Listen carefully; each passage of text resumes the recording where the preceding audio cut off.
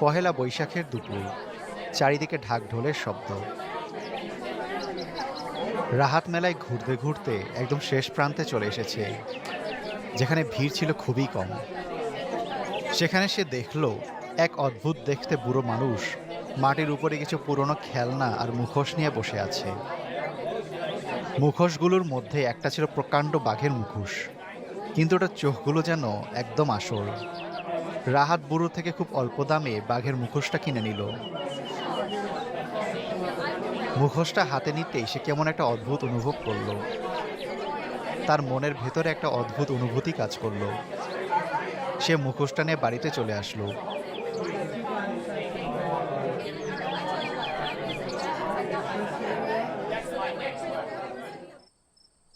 রাত 10টা। মেলা থেকে ফিরে রাহাত তার ঘরে একাই ছিল। সে ভাবল মুখোশটা পরে একটা সেলফি তুলবে। আয়নার সামনে দাঁড়িয়ে সে মুখোশটা মুখে লাগালো, কিন্তু মুখোশটা পরা মাত্রই তার মনে হলো ওটা তার গালের চামড়ার সাথে একদম সেটে গেছে। রাহাত মুখোশটা খোলার চেষ্টা করলো, কিন্তু পারল না। যতই জোরে সে টান দিচ্ছে, মনে হচ্ছে নিজের গায়ের চামড়া ছিঁড়ে আসছে। সে আয়নার দিকে তাকিয়ে দেখল বাঘের মুখোশটার প্লাস্টিকের চোখগুলো এখন পলক ফেলছে। আয়নায় সে নিজের শরীরের বদলে একটা লোমশ বাঘের অবয়ব দেখতে পেল। সে চিৎকার করতে চাইল,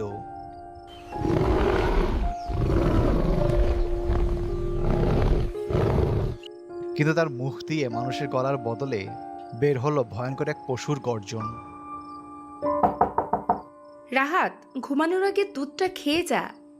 রাহাতের মা তার ঘরের দরজায় নক করে ডাকলো। রাহাত কোনো মতে দরজাটা খুলে দাঁড়ালো। অন্ধকারে তার মা শুধু দেখলো রাহাত বাঘের মুখোশটা পরে দাঁড়িয়ে আছে।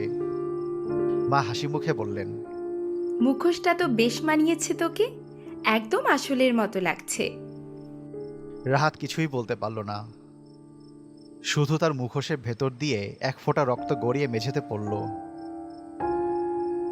সে বুঝতে পারল মুখোশটা এখন আলাদা কোনো বস্তু নয়, ওটাই এখন তার আসল মুখ হয়ে গেছে। ঘরে বসে থাকলে এই অভিশাপ থেকে মুক্তি মিলবে না। সে তার মুখ ঢেকে দ্রুত সে মেলার জায়গায় ফিরে গেল, যেখানে বুড়োটা বসেছিল।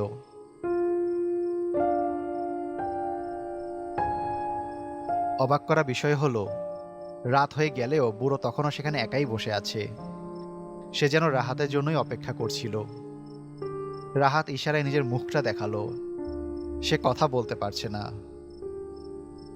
বুড়ো লোকটা একটা রহস্যময় হাসি দিল।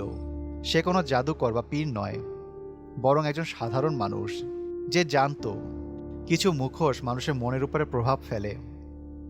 লোকটা গম্ভীর গলায় বলল, এই মুখোশ শুধু মাটির নয় রে খোকা, এটা হলো মনের প্রতিচ্ছবি। তুই মানুষ হয়েও পশুর শক্তি চেয়েছিলি, তাই সে তোকে আষ্ট্রেপৃষ্ঠে জড়িয়ে ধরেছে। তুই বাঘের মতো শক্তিশালী হতে চেয়েছিলি। তুই যখন তোর নিজের রূপকে ভালোবাসবি, তখনই এই মিথ্যে খোলস তোকে মুক্তি দিবে। লোকটা একটা মাটির পাত্র থেকে মেলার পাশে থাকা পুরনো পুকুরের জল বের করে দিল।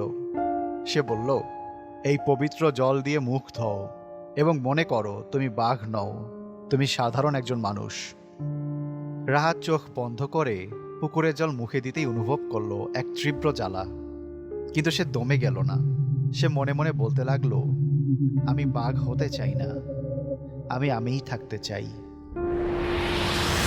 হঠাৎ এক প্রচণ্ড শব্দে মুখোশটা ফেটে 4 টুকরো হয়ে মাটিতে পড়ে গেল। রাহাত আয়না ছাড়াই অনুভব করলো তার নিজের ত্বক ফিরে এসেছে। সে হাঁফ ছেড়ে বাঁচল।